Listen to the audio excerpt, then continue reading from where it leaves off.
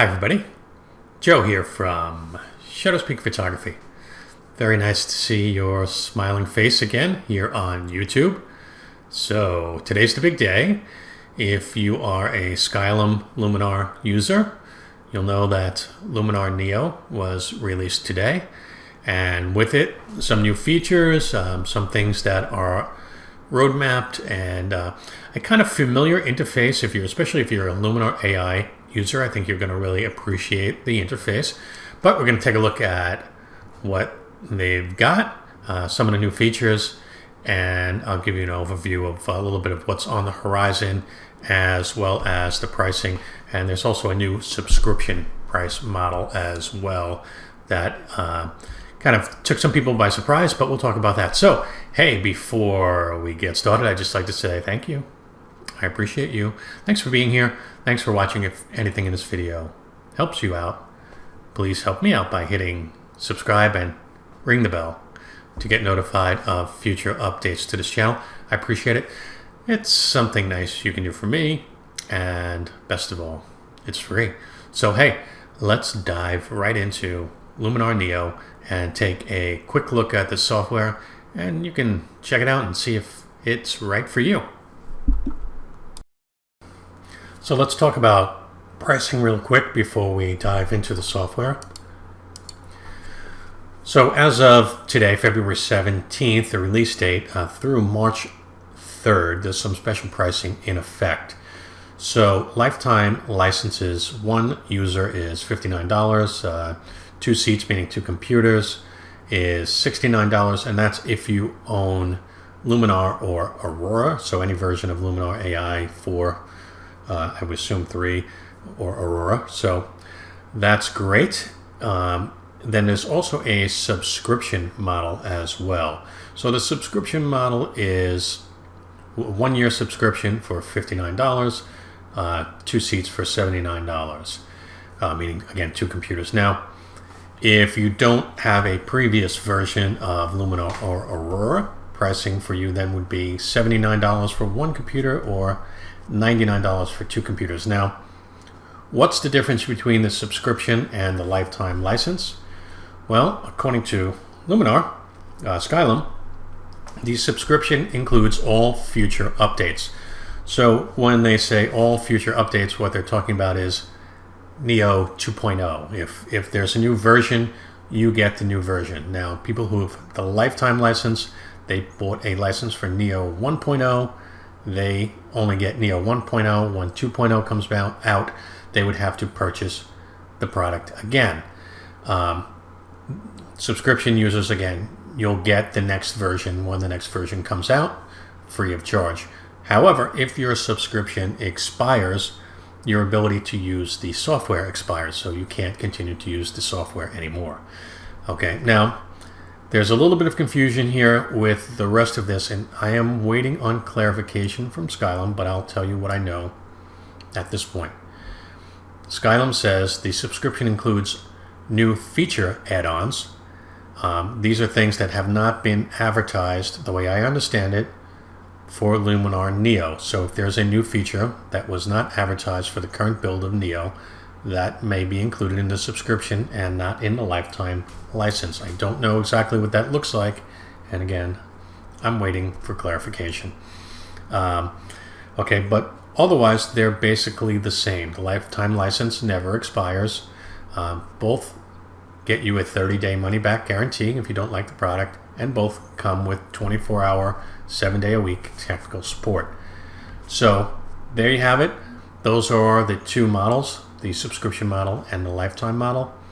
And I have a lot of questions on this, some of which I've already presented to Skylum, and I'm waiting to hear back on answers.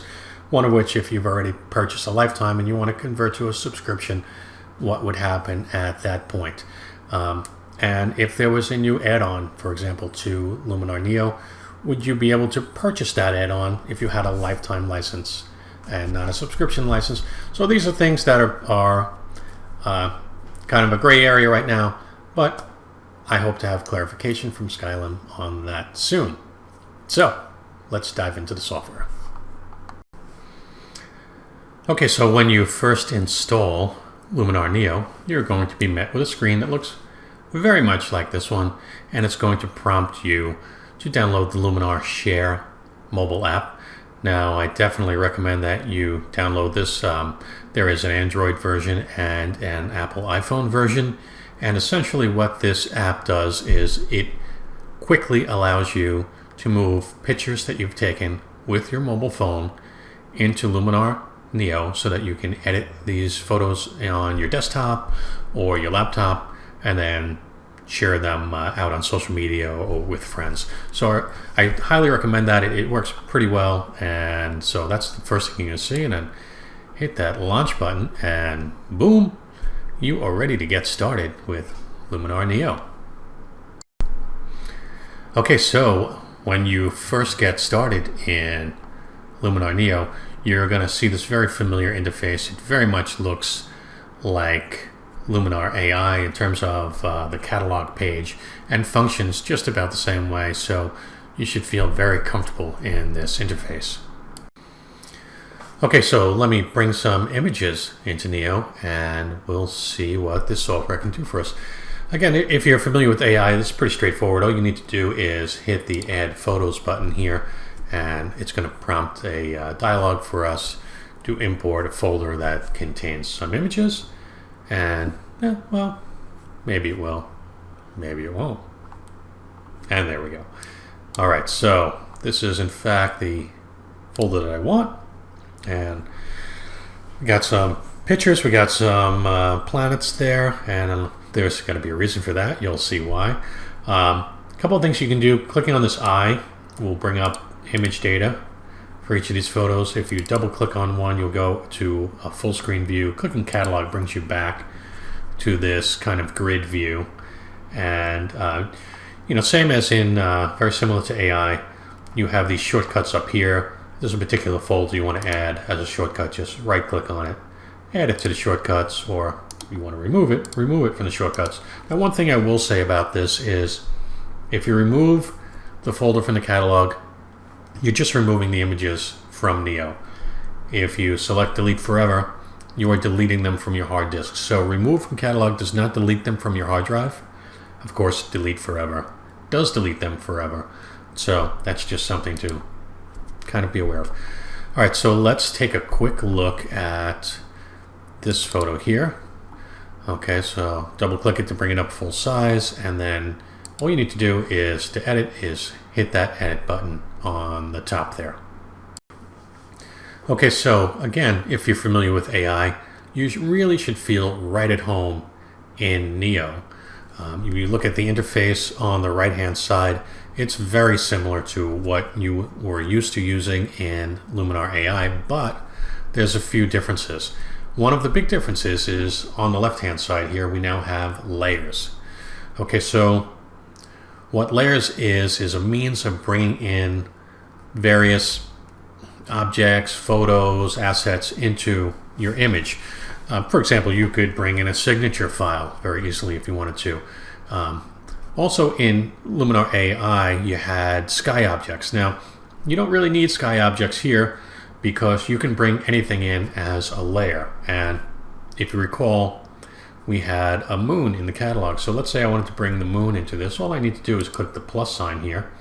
And actually this wouldn't really normally be here because I had previously selected it, but this is what it would look like by default. So you would see flares, light leaks, bokeh, sparkles. So these are all things that come with Neo that you could drop right into your image, but I want to bring in the moon. So I'm going to hit plus and select the moon, hit open, and now all I need to do is click on it. And a giant moon comes up, and now I'm just going to size it appropriately. And let's make it a nice square. That's a little too big though. How about something like that? And we're going to put it up here in the sky.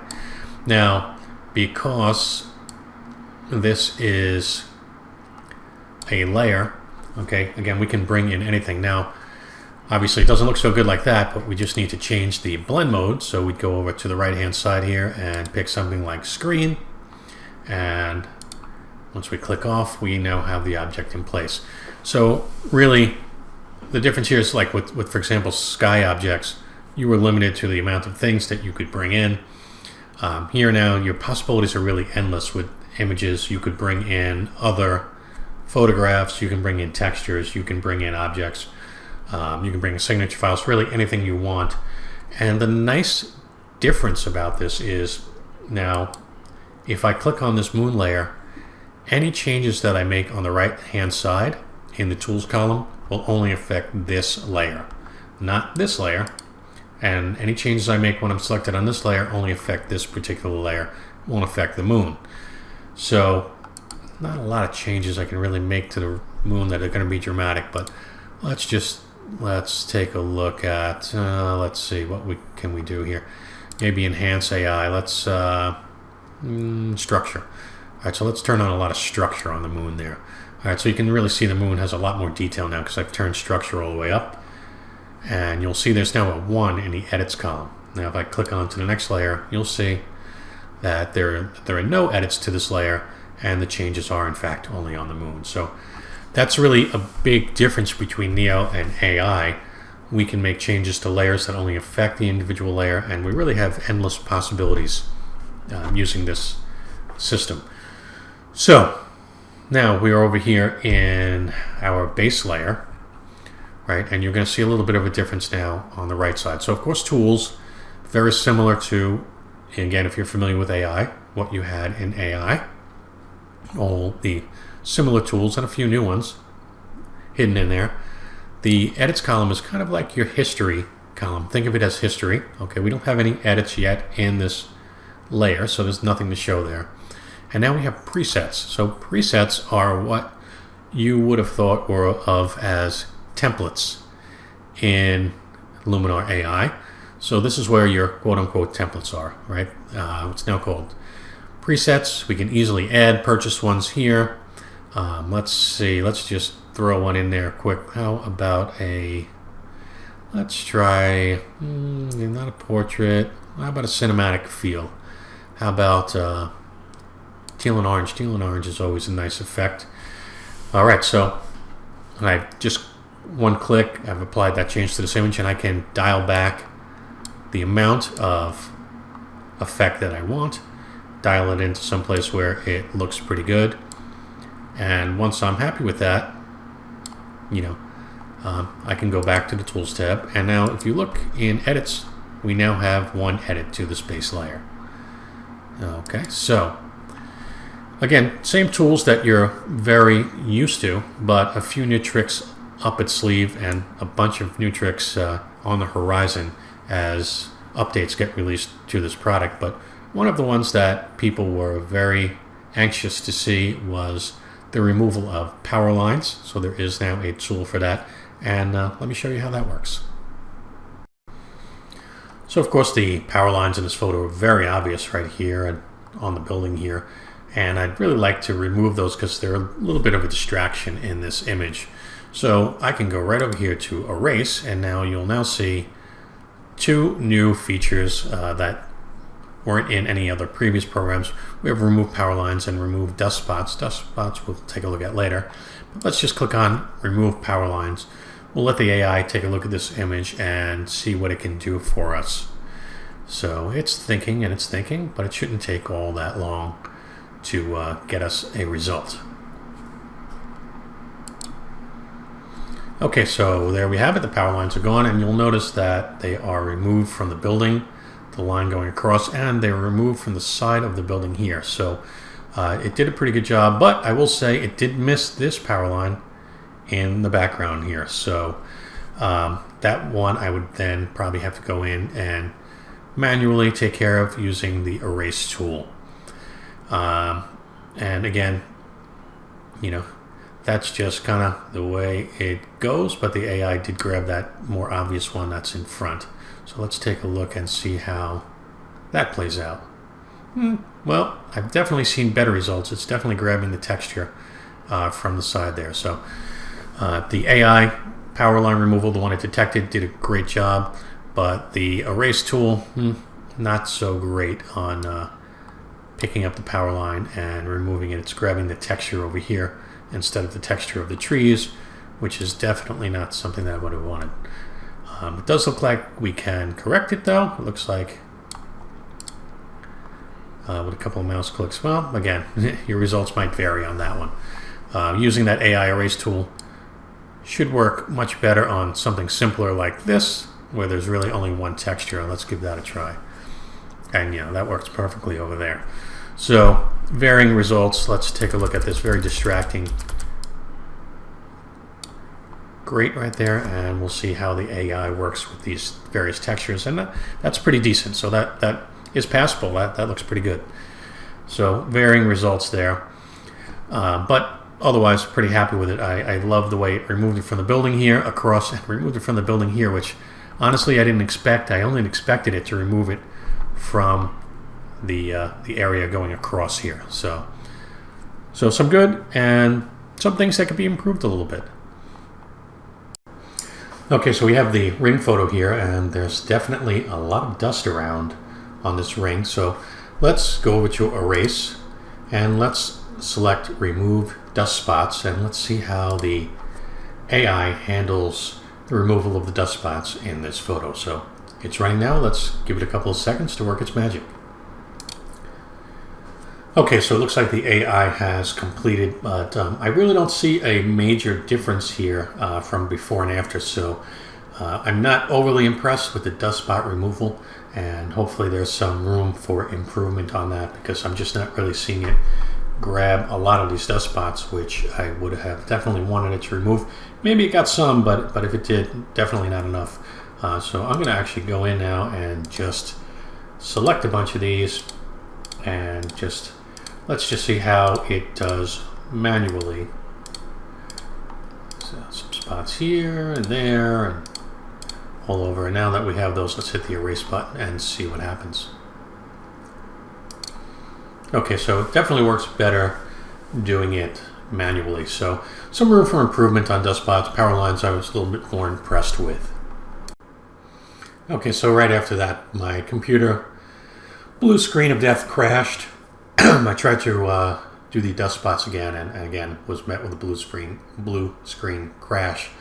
So not going to try that a third time. So I think I'm going to move on from that and chalk it up to the fact that there's definitely a bug there. All right, so after that last blue screen of death crash, I actually had to go in and delete the Luminar catalog. Skylin was able to very rapidly provide me an answer on how to get Neo back up and running again, because it wouldn't launch anymore. I deleted the catalog, it created a new catalog, and we're back in and good to go. But again, definitely some bugs there. So let's take a look at this portrait, because one of, in my opinion, the strength of Luminar AI was its great portrait tools. So we do have portrait bokeh, but that doesn't apply to this image. That's going to blur the background. But we do have face AI, and we have skin AI. So I'm going to start with skin AI, and maybe these are maybe a little bit backwards in my opinion. Maybe skin AI should be above face. But first thing I'm going to do is remove the defects and clean up the skin a little bit. And you don't really need to do much to give it a pretty realistic look. So that worked pretty quick. So look at the before and the after, and we could even go a little bit deeper with it and remove a little bit more defect if we wanted to, before and after. And you can see even on the one-to-one zoom, let's give it a second, you can still see pores and things like that in the skin, which is what you want to be able to see. Otherwise it's going to look like they're cartoon characters, right? So we don't want that. And now I would go to the face AI, and we can change the face lighting, and we could slim the face a little bit if we wanted to, but I don't think that that's really necessary here. But one of the things that I would want to do is we can change the color of the eyes, but we're not going to do that. But we can do a little whitening to the eyes and a little bit of enhancing, which always looks nice. It doesn't look like there's much in dark circles, but we'll do that a little bit. And we'll go over to the mouth, and let's do a little lip saturation there.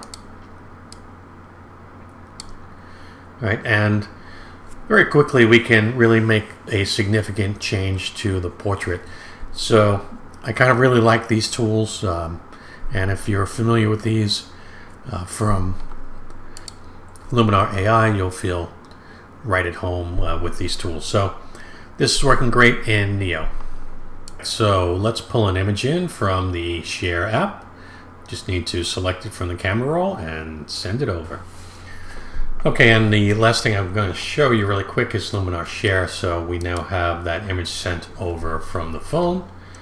Here it is, comes in right away in this Luminar Share folder, which is really nice. Just hit edit, and now from here we can edit away with everything that we have available to us.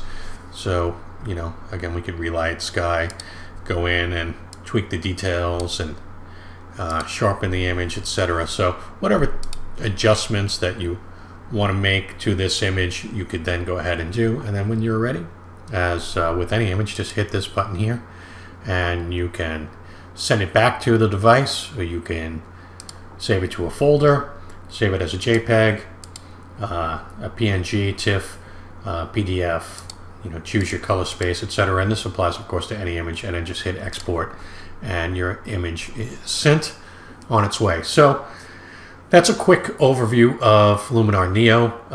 I hope that you find this helpful. And of course, if you do, leave me a comment and let me know what your experience has been. Now, let me tell you what's on the horizon for Neo. What's coming next? Updates are going to be Mask AI. So that's a smart AI-based masking that detects specific elements in an image. This is according to Luminar. Portrait background removal AI, a smart AI-based removal of a background behind a portrait without manual masking.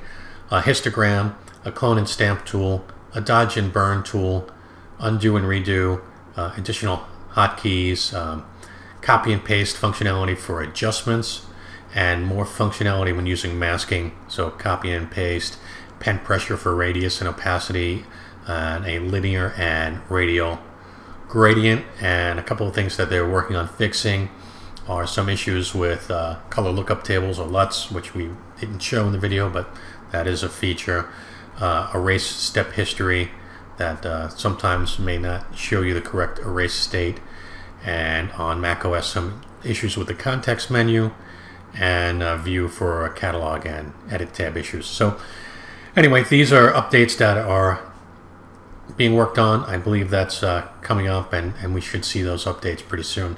Hey, anyway, I appreciate you. Thanks for watching. If anything in this video helped you out, please help me out by letting me know in the comments what your experience has been with Luminar Neo if you've tried it out. And hey, if you're familiar with this channel, you know that I try and answer just about everyone who comments. So even if you just want to say hi, leave me a message. Let me know what's new. Anyway, thanks for watching. I appreciate YouTube. See you next time. Bye-bye.